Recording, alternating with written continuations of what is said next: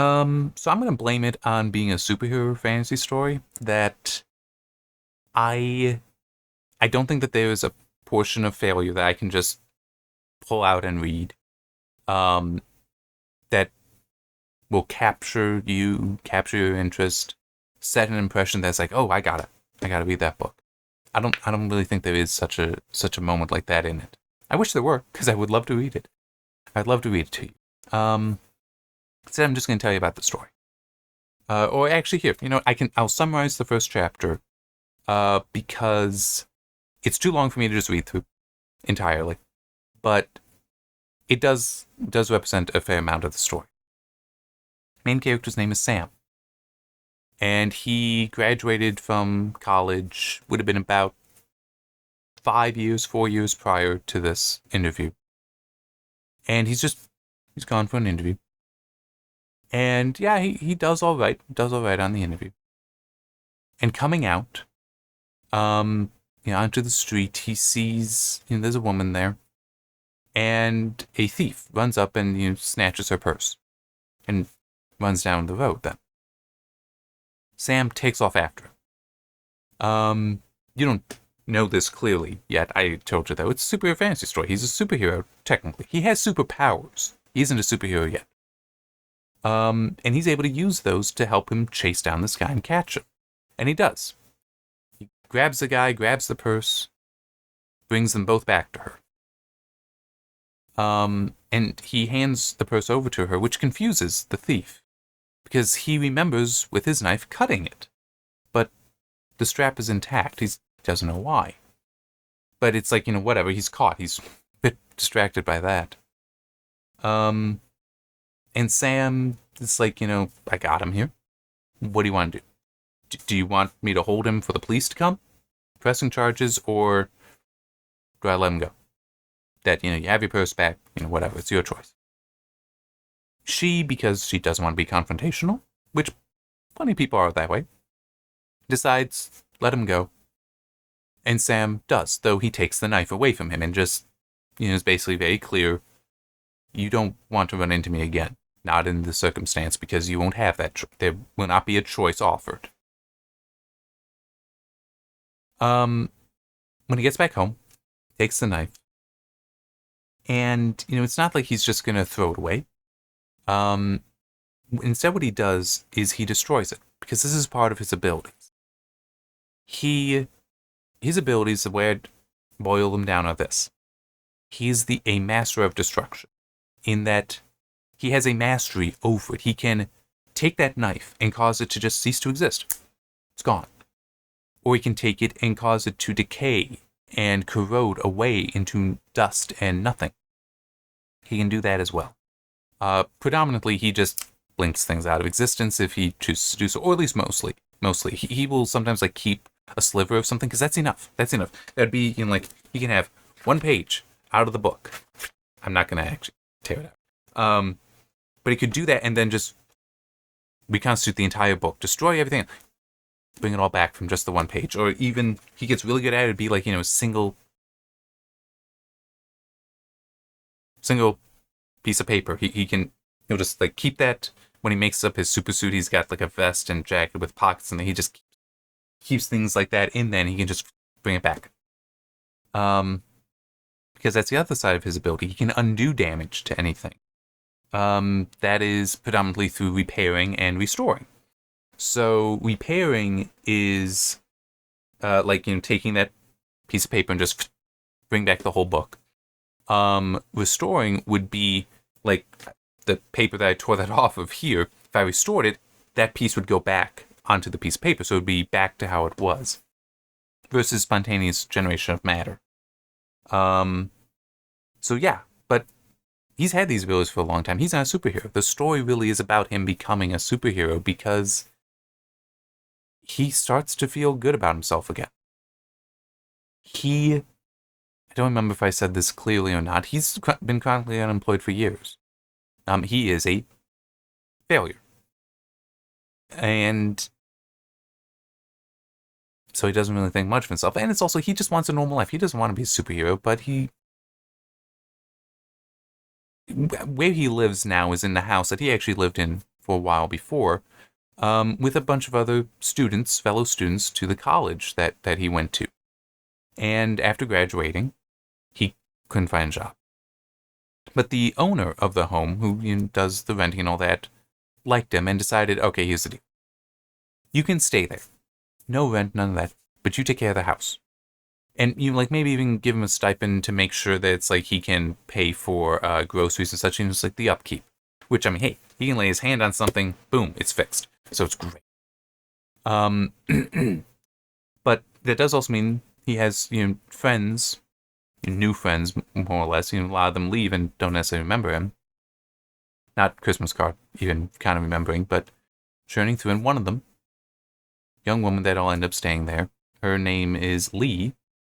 And there's a certain importance to the relationship because he's a failure. He is frustrated and has deep anger about a lot of it.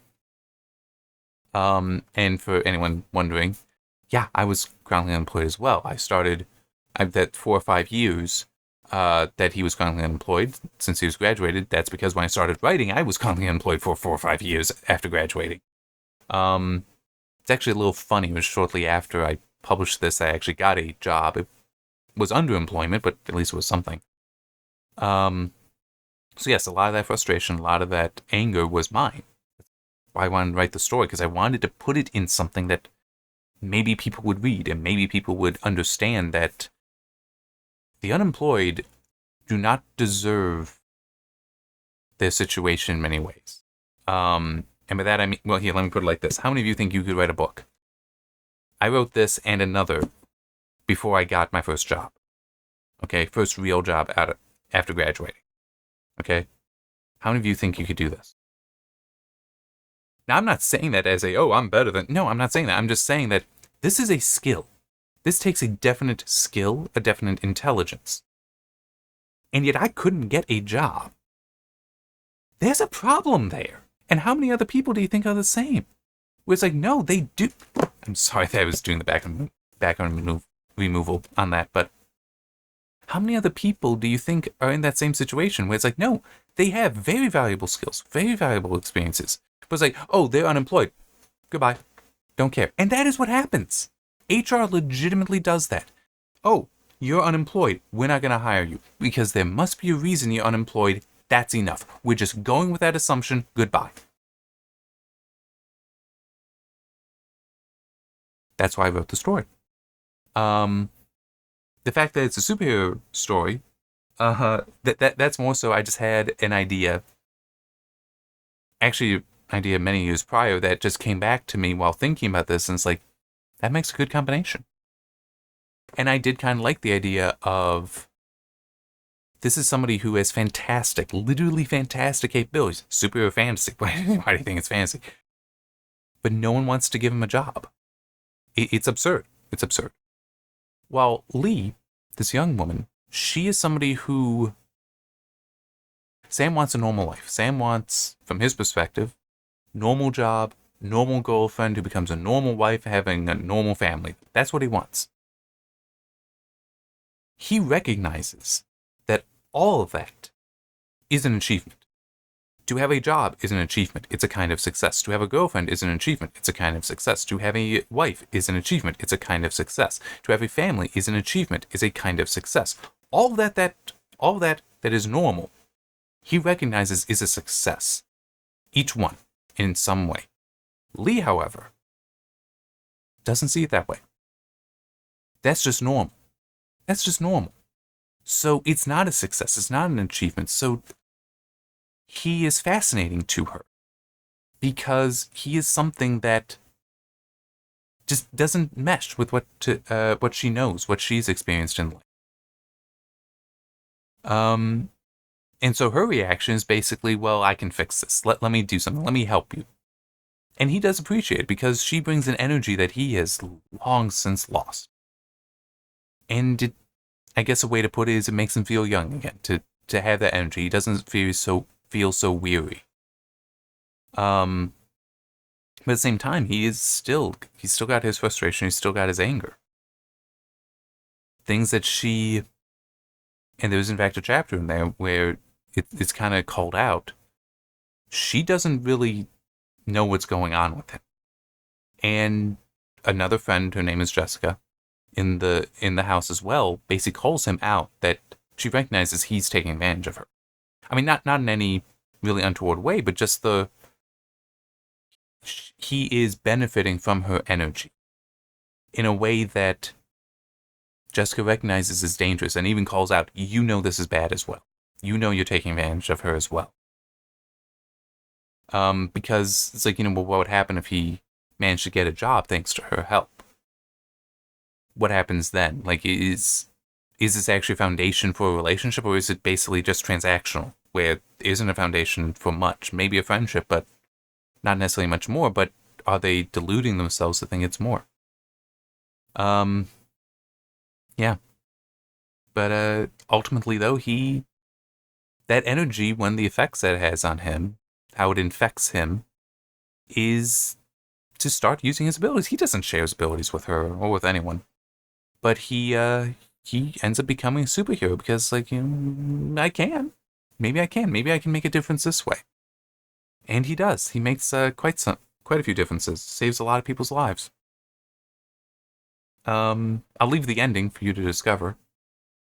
But no, I think it is a good story, and I'm saying that not just because certain aspects of it are my own life. Sam is in some ways derived from me. In some ways, he's not, though. His anger and frustration are cousin to my own. It's not quite the same, but definitely, I mean, it was inspired by my own experiences.